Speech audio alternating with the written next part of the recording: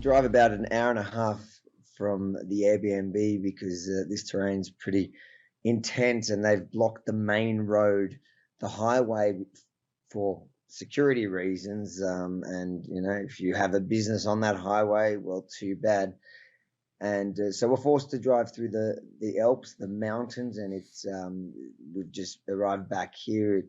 It's supposed to take about an hour. I think it's taken us closer to 2 just because of the intense clouds and fog. So we were driving probably 1 kilometer an hour at one point.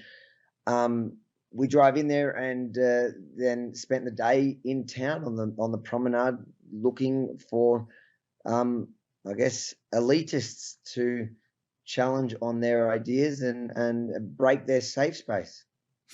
Here's one. You buttonholed a very senior executive at Microsoft. Let's take a look at that. You're from Microsoft, is that right? Yeah. Why is Microsoft wearing like a UN pin? Who are you? Rebel News, Avi from Rebel News. Well, because we do a lot of work on the SDGs.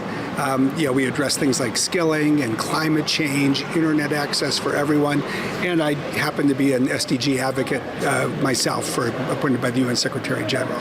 And this year, Get you into your thing. Okay. Yeah. All right, so one more question. Okay. One more question is, this year they're saying that this is about regaining trust. Why do you think so much of the world has lost trust in the WEF?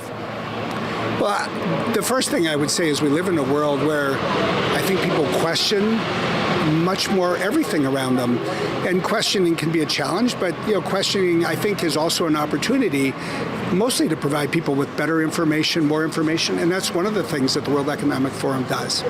But that doesn't answer the question why people mistrust, and specifically Bill Gates. No, but it's okay. That's all right. There we go. Microsoft, UN, looks like they're one organisation. There you go.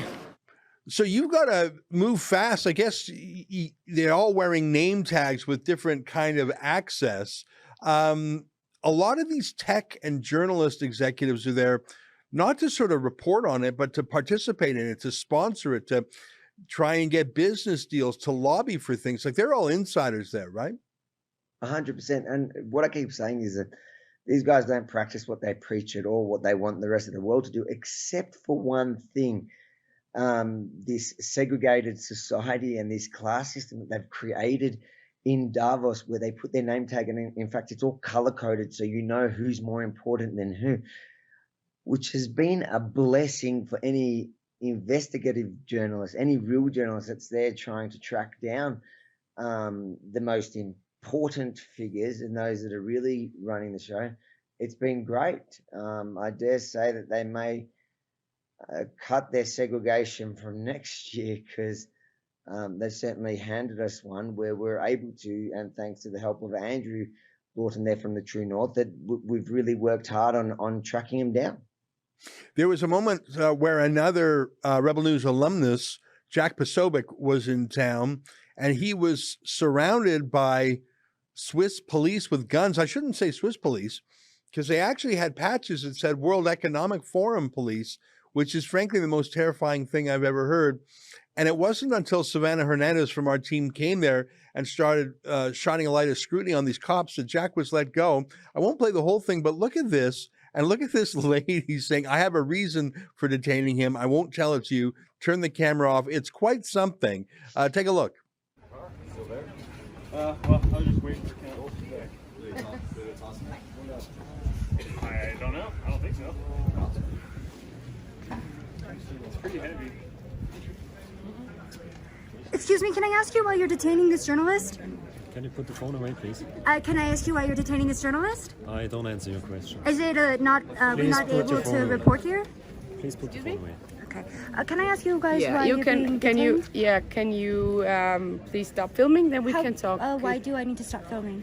Because I ask you to. It's my personal right, because I don't like to be filmed, Okay. and it's a right in Switzerland. if I don't want to But be can filmed. I ask why he's being detained then? I won't point the camera at you then. I won't film you, but I would like to know why this journalist is being detained on public property. What's detained? Can you explain How the come word? he's being surrounded right now? Is he allowed to leave the area?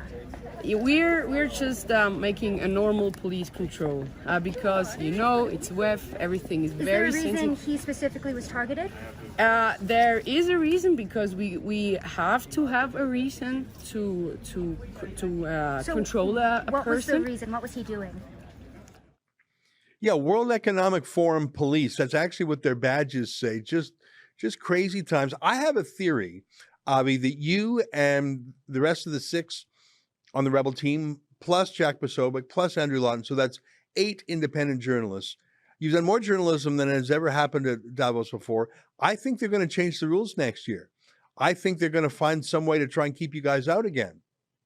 100%. You see their reaction when we do confront, and more than anything is utter shock. Yeah. How dare somebody walk up to me and ask me a question? And they basically tell you, just get in line, send me an email, and I'll we'll make a time to do a proper sit down interview. And it's obvious that they're not going to follow up on that, because I'm happy to do that. In fact, the WHO, the WHO executive or envoy, UN envoy, WHO special envoy, he was so shocked at the end that all he could do was even turn to Rukshan and at the end, because he'd realized I'd asked him questions, frankly, that every normal person who has suffered under COVID tyranny in the last 2 years would ask. Anything a regular person would ask. But he was so shocked, like physically shaken up, visibly shaken up, and he realized that he had nowhere to go with me. And I said to him, I'll email him, which I did, email him to give him the opportunity to sit down and do the interview and finish it properly, so it wasn't on the run, so he didn't feel like I threw what he called ambushing questions. But he went to Rukshan and basically tried to guilt trip him and patted him and said, I hope you feel good with yourself that you're doing this. You're part of this ambushing journalism. I'm just, that is what journalism is supposed to be. But these guys feel so safe and protected. Why? Because they've built this place where it's just, all the journalists there in Davos want to be in the club, and they know that if you actually question them properly, if you do your job, you're not going to get an invite next year, and you're not going to be part of the elite. Something we don't have to worry about, Ezra, because thanks to you and the supporters that we have, that we're only accountable to the truth, and we'll keep chasing it.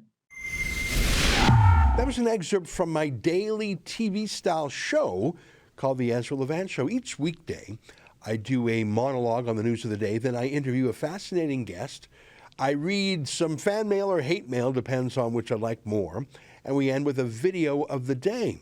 You can get it all at rebelnewsplus.com.